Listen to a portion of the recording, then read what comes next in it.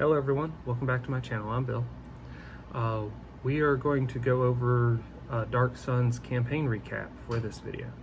We played last Sunday and we didn't get a lot done, mostly because of scheduling conflicts on getting started and the chaos that is normally there at our gaming group.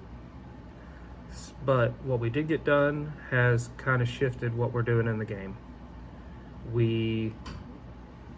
Some of the driving players for making the decision of the group that we were just going along with, because that's really is what our characters would be doing, aren't there anymore. So now we have to decide what we want to do. So we took in, after hunting the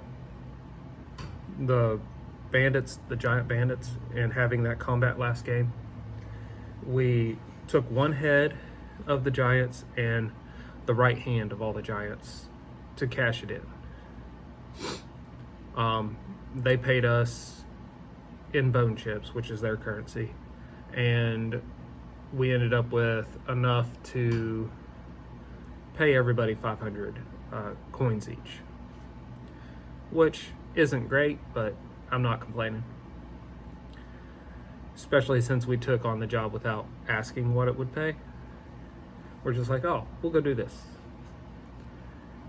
We spent some time in town. Hoya, my cat lady psionic, was messing around with learning a few things and acquiring some information. She ends up getting a map, a trade map of the area of the major towns. And then Ort spends time with the militia. Everyone else in the party started doing their own things as well. And for a couple of days we stayed in town. We then went and acquired, when the next caravan was leaving, and gathered some trade goods of our own, a cart and a beast of burden. And we took it with our stuff and followed the caravan pretty much for all night and half of a day before they made camp. We didn't have any encounters, and then when we made camp, we set up a makeshift tent, and we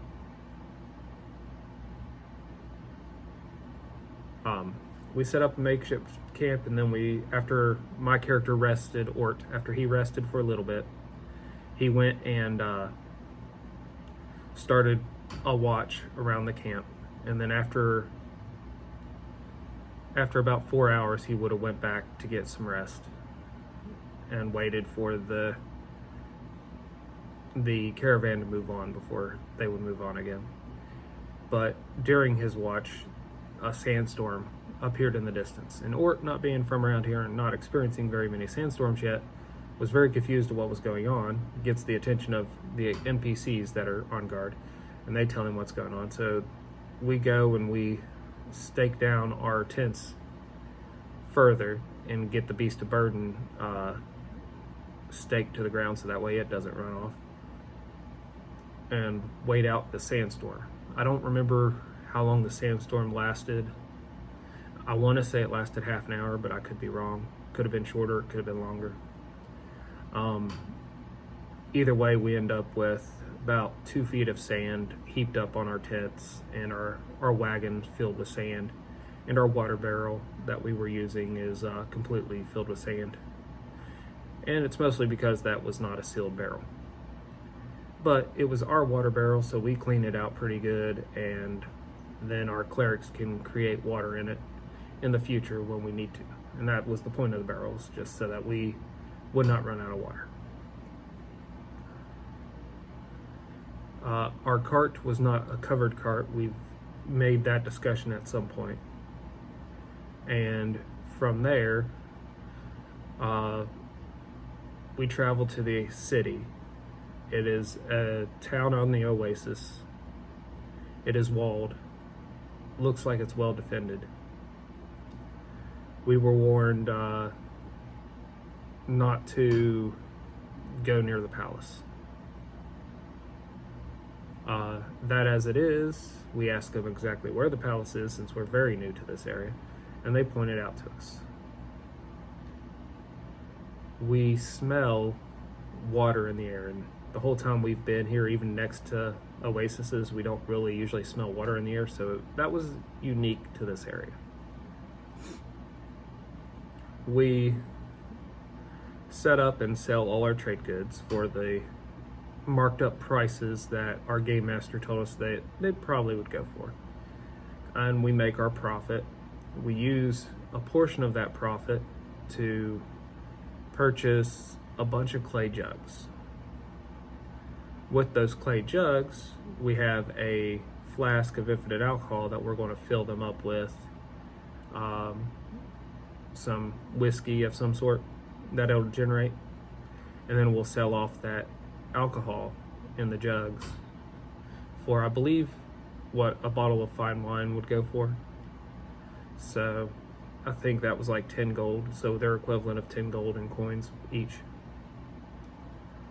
And that'll be very entertaining to make our money that way again at a different town, because we plan to try to angle into the merchant area of the adventuring for now, as we're exploring and learning where everything is and what everything does.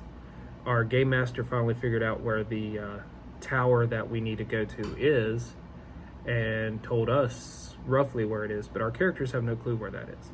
So we are still stumbling around the world trying to figure out where we need to go, what we need to do, who, if anyone, we will fully side with in the war. So far it seems like the dragon that's underground is the one we'll side with the most, but we shall see.